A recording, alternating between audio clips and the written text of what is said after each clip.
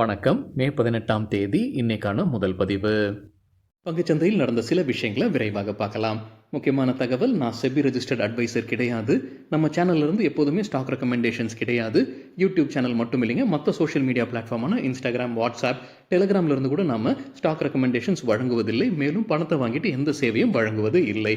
பல போலியான குரூப் இயங்கிட்டு இருக்கு. தயவு செய்து ஜாகிரதையாக இருங்க. இந்த வீடியோவில் காட்டக்கூடிய அனைத்து கம்பெனிகளும் வெறும் இன்ஃபர்மேஷனல் பர்பஸ்க்காக மட்டுமே முதலீடு செய்யுங்கன்னு சொல்கிற வீடியோ கிடையாது.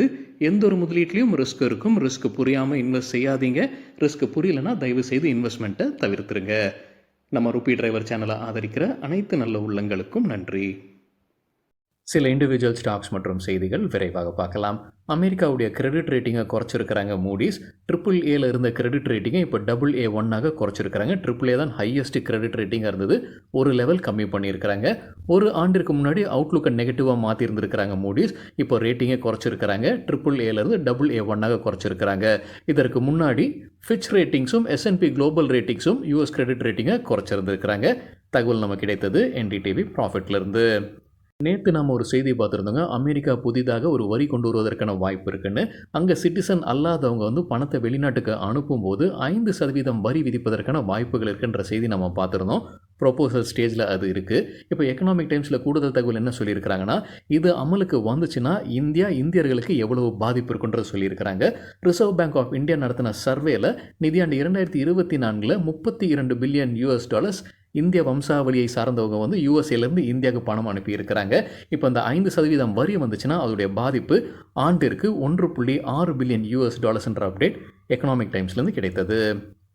ரிசர்வ் பேங்க் ஆஃப் இந்தியா மே 23ஆம் தேதி ஒரு மீட்டிங் நடைபெற இருக்குங்க. மத்திய அரசுக்கு எவ்வளவு டிவிடெண்ட் கொடுக்க போகிறாங்க அப்படின்றதான், நிதியாண்டு 2025க்கு எவ்வளவு டிவிடெண்ட் கொடுப்பாங்கன்றதான் அது குறித்து முடிவெடுக்க இருக்கிறாங்க. மே 23ஆம் தேதி பெரும்பாலான வல்லுநர்கள் என்ன சொல்லியிருக்கிறாங்கன்னா, 3.5 லட்சம் கோடி ரூபாய் வரைக்கும் RBI இந்த ஆண்டு மத்திய அரசுக்கு வழங்குவாங்கன்ற எதிர்பார்ப்பு தகவல் நமக்கு கிடைத்தது எக்கனாமிக் டைம்ஸ்லேருந்து. அப்படி கொடுத்தாங்கன்னா 50%, அதாவது போன ஆண்டுடன் ஒப்பிடும்போது 50% அதிகமாக டிவிடெண்ட் அரசுக்கு வழங்குவதற்கான வாய்ப்பு இருக்குது.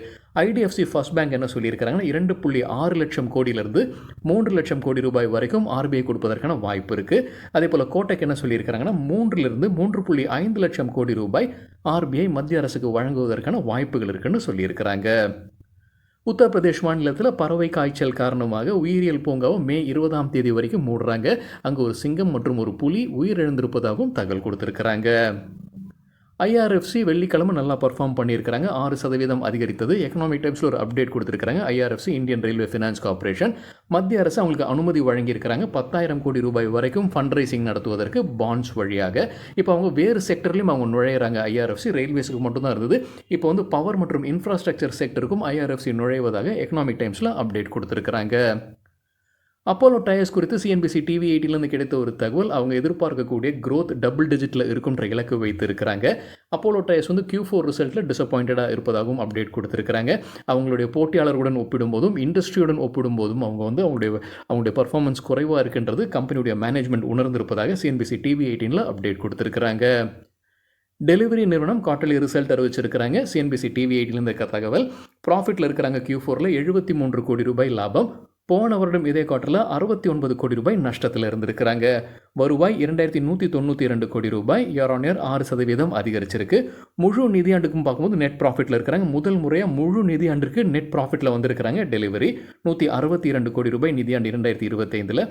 போன வருடம் 249 கோடி ரூபாய் நஷ்டத்தில் இருந்திருக்கிறாங்க. BEL தரப்புல ஒரு அப்டேட் இருக்குது. 572 கோடி ரூபாய் மதிப்பிற்கான ஆர்டர்ஸ் கிடச்சிருக்கு. இதற்கு முன்னாடி ஏப்ரல் 7ஆம் தேதி ஒரு அப்டேட் கொடுத்தாங்க. ஏப்ரல் 7ஆம் தேதிக்கு பிறகு அவங்க கிடைத்த ஆர்டர்ஸுடைய ஒட்டுமொத்த மதிப்பு தான் இந்த 572 கோடி ரூபாய்னு சொல்லியிருக்கிறாங்க BEL. RPP இன்ஃப்ரா ப்ராஜெக்ட்ஸ் தரப்புல ஒரு அப்டேட் இருக்குது. BHEL கிட்டேருந்து பல ஆர்டர்ஸ் கிடச்சிருக்கு. ஒட்டுமொத்தமாக 154 கோடி ரூபாய்க்கான ஆர்டர்ஸ் கிடச்சிருக்கு RPP இன்ஃப்ரா ப்ராஜெக்ட்ஸ்க்கு BHEL கிட்டேருந்து. ஹெரிட்டேஜ் ஃபுட்ஸ் குவார்ட்டர்லி ரிசல்ட் அறிவிச்சிருக்கிறாங்க. டிவிடெண்டும் அறிவிச்சிருக்கிறாங்க. ஒரு ஷேருக்கு $2.50. கன்சாலிடேட்டட் பேசிஸில் ரெவென்யூ 1048 கோடி ரூபாய், இயர் ஆன் இயர் 10% அதிகரிச்சிருக்கு. நெட் ப்ராஃபிட் 38 கோடி ரூபாய், இயர் ஆன் இயர் 6% விழுந்திருக்கு. டெக்ஸ்மேக்கோ ரயில் குவார்ட்டர்லி ரிசல்ட் அறிவிச்சிருக்கிறாங்க. கன்சாலிடேட்டட் ரெவென்யூ 1346 கோடி ரூபாய், இயர் ஆன் இயர் 18% அதிகரிச்சிருக்கு. நெட் ப்ராஃபிட் 40 கோடி ரூபாய், இயர் ஆன் இயர் 12% விழுந்திருக்கு.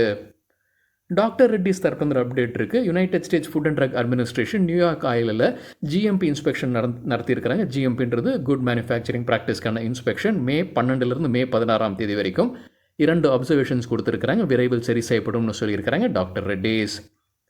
தாம்பூர் சுகர் மில்ஸ் பைபேக் அறிவிச்சிருக்கிறாங்க. அதற்கான ரெக்கார்ட் டேட் மே 23. வெள்ளிக்கிழமை நல்லா பர்ஃபார்ம் பண்ணியிருக்கிறாங்க. தாம்பூர் சுகர் மில்ஸ் 5% அதிகரித்தது. பைபேக்கிற்கு ஒட்டுமொத்தமாக 20 கோடி ரூபாய் நிதி ஒதுக்குறாங்க. பைபேக் டெண்டர் ஆஃபர் ரூட் வழியாக நடத்துகிறாங்க. 10,81,000 ஈக்விட்டி ஷேர்ஸை திரும்ப பெறுறாங்க. அதாவது ஒட்டுமொத்த ஈக்விட்டி ஷேர்ஸில் இது 1.65%. நிர்ணயித்திருக்கிற விலை 185 ரூபாய். வெள்ளிக்கிழமை க்ளோசிங் 148 இருந்தது. 24% கூடுதலாக அந்த விலையை நிர்ணயித்திருக்கிறாங்க.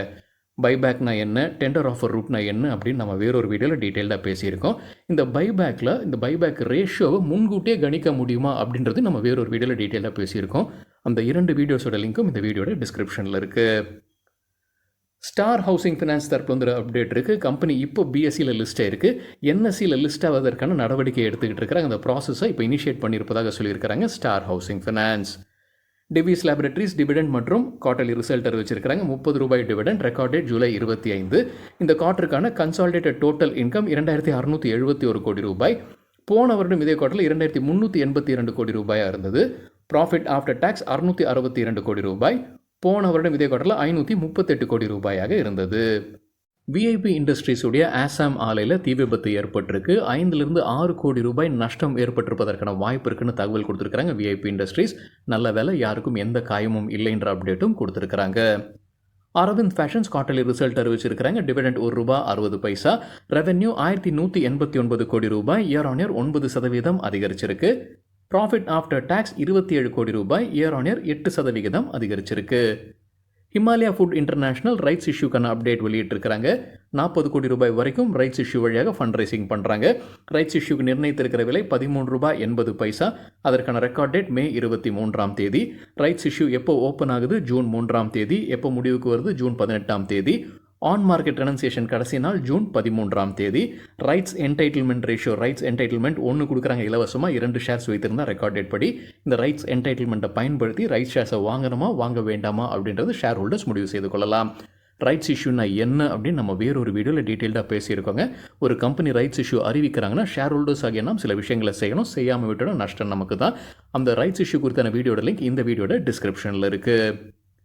ஸ்டேட் பேங்க் ஆஃப் இந்தியா குறித்து எக்கனாமிக் டைம்ஸ்லேருந்து கிடைத்த ஒரு தகவல். 32 புரோக்கர்ஸ் கொடுத்துருக்கிற ஆவரேஜ் ரேட்டிங் 5 இருக்குது. 4.85. அவங்க கொடுத்துருக்கிற டார்கெட் ப்ரைஸ் ஆவரேஜாக பார்க்கும்போது 954. 20% அதிகரிப்பதற்கான வாய்ப்பு இருக்குது. அதே போல் ஐடிசி குறித்த எக்கனாமிக் டைம்ஸ்லேருந்து கிடைத்தது. 21 புரோக்கர்ஸ் கொடுத்துருக்கிற ரேட்டிங் 4.8. Average target price 530. 22% மேலும் அதிகரிப்பதற்கான வாய்ப்பு உள்ளது. டாடா மோட்டர்ஸ்க்கு சராசரியான ரேட்டிங் 4.25. கொடுத்துருக்கிற டார்கெட் ப்ரைஸ் ஆவரேஜ் 946. 29% அதிகரிப்பதற்கான வாய்ப்பு உள்ளது. டாடா பவருக்கு 15 புரோக்கர்ஸ் கொடுத்துருக்கிற ஆவரேஜ் டார்கெட் ப்ரைஸ் 490. 21% அதிகரிப்பதற்கான வாய்ப்பு இருக்குது. ட்ரெண்ட் நிறுவனத்திற்கு 13 புரோக்கர்ஸ் கொடுத்துருக்கிற ஆவரேஜ் டார்கெட் ப்ரைஸ் 6,990 ரூபாய். 25% அதிகரிப்பதற்கான வாய்ப்பு இருக்குது. ப்ரீமியர் எனர்ஜிஸ் தரப்புல அப்டேட் இருக்குது. அவங்க ஒரு ஜாயிண்ட் வெஞ்சர் அமைக்கிறாங்க. சீனோ அமெரிக்கன் சிலிகான் ப்ராடக்ட்ஸுடன் தான் இந்த ஒரு ஜாயிண்ட் வெஞ்சர். சோலார் வேஃபர் மேனுஃபேக்சரிங்காகத்தான் இந்த ஜாயிண்ட் வெஞ்சர். இந்த ஜாயிண்ட் வெஞ்சரில் 74% ஸ்டேக் ப்ரீமியர் எனர்ஜிஸ் கைவசமும், 26% stake Sino American silicon products company கைவசமும் இருக்கும். matrimony.com குவார்ட்டர்லி ரிசல்ட் டிவிடெண்ட் அறிவிச்சிருக்கிறாங்க. டிவிடெண்ட் ஒரு ஷேருக்கு ₹5. Record date August 8. இந்த குவார்ட்டருக்கான கன்சாலிடேட்டட் ரெவென்யூ 108 கோடி ரூபாய். குவார்ட்டர் ஆன் குவார்ட்டர் 3% விழுந்திருக்கு. இயர் ஆன் இயர் 9% விழுந்திருக்கு. ப்ராஃபிட் ஆஃப்டர் டாக்ஸ் 8.2 கோடி ரூபாய். குவார்ட்டர் ஆன் குவார்ட்டர் 18% விழுந்திருக்கு. இயர் ஆன் இயர் 30% விழுந்திருக்கு. ஜென்சால் இன்ஜினியரிங் குறித்தான அப்டேட். கம்பெனியுடைய சீஃப் ஃபினான்ஷியல் ஆஃபீஸர் ராஜினாமா செய்திருக்கிறாரு. ஜபீர் மெஹந்தி ஆகா ராஜினாமா செய்திருக்கிறார். எப்போவுமே ராஜினாமா செய்யும்போது பர்சனல் ரீசன்ஸ் தான் பெரும்பாலான நாட்கள் சொல்லுவாங்க.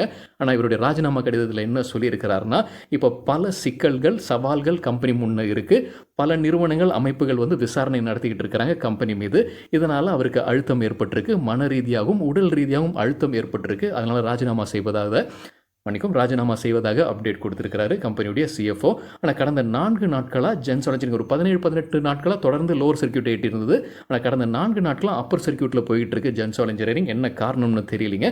சில தினங்களுக்கு முன்னாடி நம்ம செய்தி பார்த்தோம்னா நிறுவனர்கள் 2 பேருமே ராஜினாமா செய்திருக்கிறாங்க அவங்களுடைய பதவியிலிருந்து அப்படின்றது அன்னிலிருந்து தான் ஏற ஆரம்பிச்சிருக்கு. ஆனால் அதுக்கப்புறம் நம்ம கார்ப்பரேட் இன்சால்வன்சி வழக்கு IREDA வந்து இந்த கம்பெனி மீது ஜென்சால் இன்ஜினியரிங் மீது போட்டிருக்கிறாங்கன்றதையும் பார்த்துருந்தோம். ஜூன் 3ஆம் தேதி அது விசாரணைக்கு வருது NCLTயில், நேஷனல் கம்பெனி லா ட்ரிபியூனலில். இருந்தாலும் கடந்த 4 நாட்கள் அப்பர் சர்க்யூட்டில் போயிட்டு இருக்கு. என்ன ரீசன் வேறு ஏதாவது இருக்கான்றது சரியாக தெரியலை.